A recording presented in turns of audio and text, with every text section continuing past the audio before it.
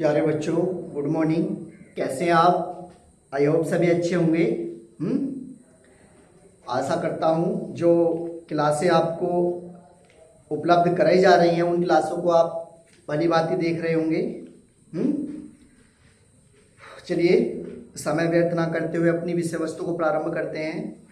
Last class में हमने topic किया था, कौन सा टॉपिक चल रहा था हमारा? सरल रेखीय गति चल रहा है। 11वीं क्लास का टॉपिक है ये, सरल रेखीय गति। इसमें जड़त्वीय अजड़त्वीय हो गया है हमारा। अब आज हमें क्या क्या पढ़ना है उसे देखें। आज हमें स्टार्ट करना है अदिश तथा सदिश राशियां।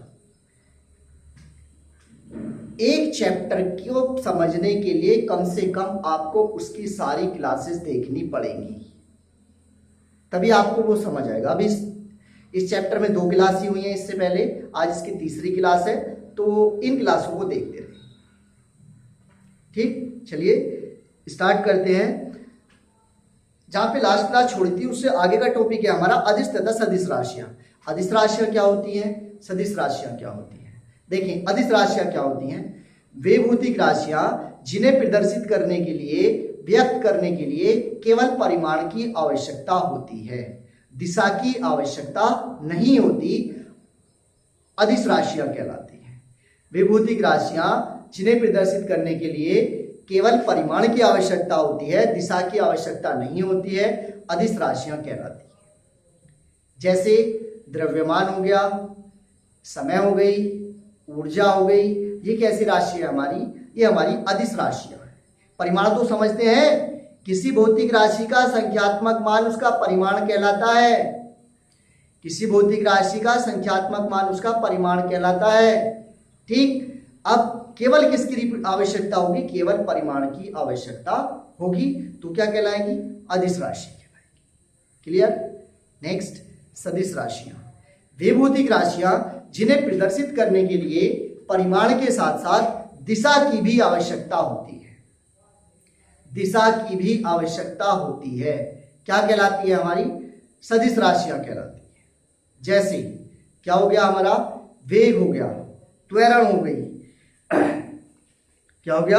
वेग हो गया, त्वरण हो गया, ये कैसी भौतिक राशियां हमारी? सदिश राशियां हैं। कार्य है, शक्ति है, ठीक, सदिश राशियां। तो चूंकि इन्हें रिप्रेजेंट करने के लिए हमें किसकी आवश्यकता होती है?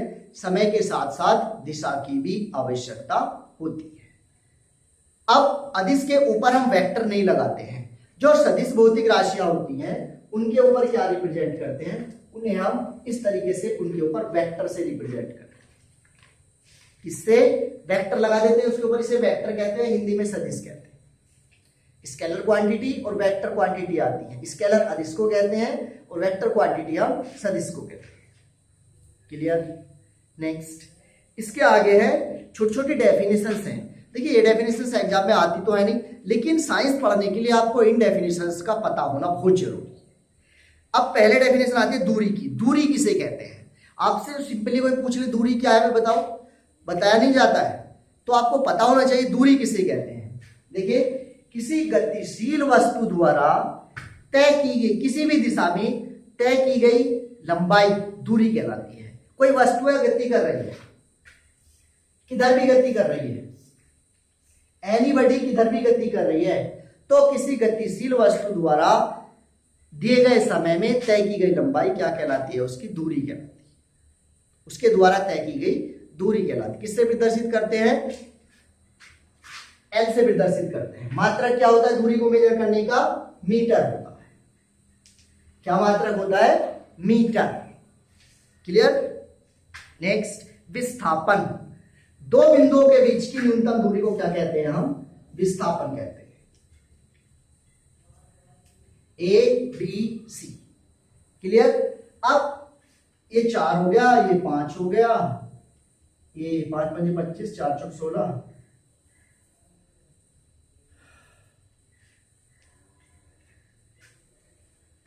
यहां देखिए, अब आपको मान लीजिए A से B पे गए, B से C पे गए और C से वापस A पे आ गए। अब विस्थापन किसे कहते हैं? 2 बिंदुओं के बीच की न्यूनतम दूरी विस्थापन कहलाती है। आपको A से C पे जाना है, आपको A से C पे जाना, तो इसके लिए 2 रास्ते हैं। पहले आप A से B पे गए, फिर B से C पे गए। जब आप ए से बी पे गए आपको 4 मीटर दूरी तय करनी पड़ी, जब आप बी से सी पे गए तो आपको 3 मीटर दूरी तय करनी पड़ी। कितनी? 3 मीटर दूरी तय करनी पड़ी। अब 4 और 3 कितनी हो गई? 7। लेकिन जब आप डायरेक्टली ए से सी पे गए तो आपको कितनी दूरी तय करनी पड़ी? 5। तो हमने कहा विस्थापन क्या होता है? दो बिंदुओं के बीच की न्यूनतम दूरी जो सबसे कम हो वही क्या कहलाती है? विस्थापन कहलाती है। तो विस्थापन क्या हो गया? AC। विस्थापन क्या हो गया आपका? AC बराबर 5 मीटर। ये क्या कहलाएगा आपका? विस्थापन कहलाएगा। क्लियर? नेक्स्ट।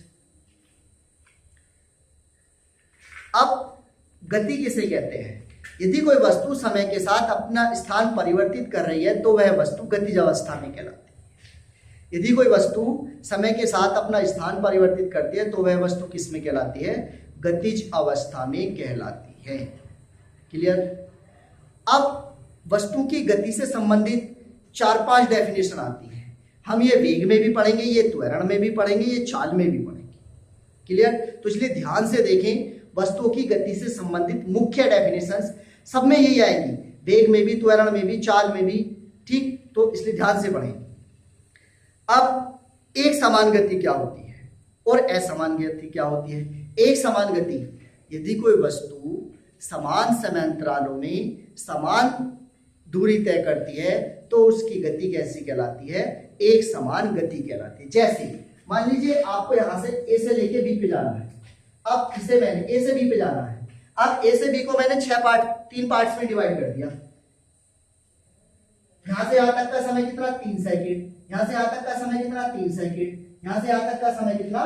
3 सेकंड। कितना समय लिया आपने? टी बराबर 3 सेकंड का समय लिया।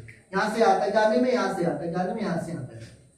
तो अगर कोई वस्तु इस प्रकार से गति करती है, समान समयांतरालों में समान दूरी तय करती है, तो उसकी गति कैसी कहलाती है? एक समान गति कहलाती है। क्लियर? तो उसकी गति कैसी कहलाती है? एक समान गति कहलाती है। अब असमान गति, यदि कोई वस्तु समान समयांतरालों में असमान दूरी तय करती है। यहां से यहां तक की दूरी कितनी मान ली मैंने? दूरी मान लो ये 5 है, ये 8 है, ये 10 है।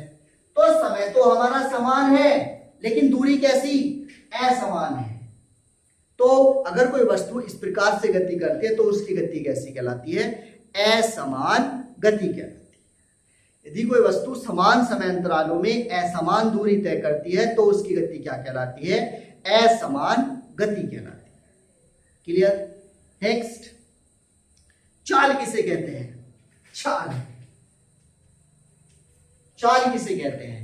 किसी गतिशील वस्तु द्वारा एकांक समय में तय की गई दूरी उसकी चाल कहलाती है। किसी गतिशील वस्तु द्वारा एकांक समय में तय की गई दूरी उसकी क्या कहलाती है? चाल कहलाती है। क्लियर? चाल बराबर किसकी होती है? दूरी बटे समय की होती है। चाल बराबर किसके? दूरी बटे समय की। अगर हम मात्रक की बात करें तो मात्रक क्या आ जाएगा हमारा निकल के? यहां मीटर प्रति सेकेंड। मात्रक क्या आ जाएगा? भाई दूरी का मात्रक क्या? मीटर, और इसका मात्रक क्या? समय का? सेकंड। तो अगर हम मात्रक की बात करें तो किसके बराबर आ जाएगा? मीटर प्रति सेकंड मात्रक निकल के आ जाएगा। क्लियर? नेक्स्ट, अब देखिए होता क्या है, वस्तुओं की चाल कभी भी ऋणात्मक नहीं हो सकती। कोई भी बॉडी है अगर वो गति कर रही है तो उसकी चाल कभी भी ऋणात्मक नहीं हो सकती। अगर बॉडी गतिशील अवस्था में है कभी भी उसकी चाल शून्य नहीं हो सकती। क्लियर? ना तो चाल शून्य हो सकती है और ना ही चाल ऋणात्मक हो सकती। ये इंपोर्टेंट फैक्ट्स। क्लियर? चलिए आज की क्लास में इतना ही। नेक्स्ट क्लास में फिर से मिलते हैं। Thank you.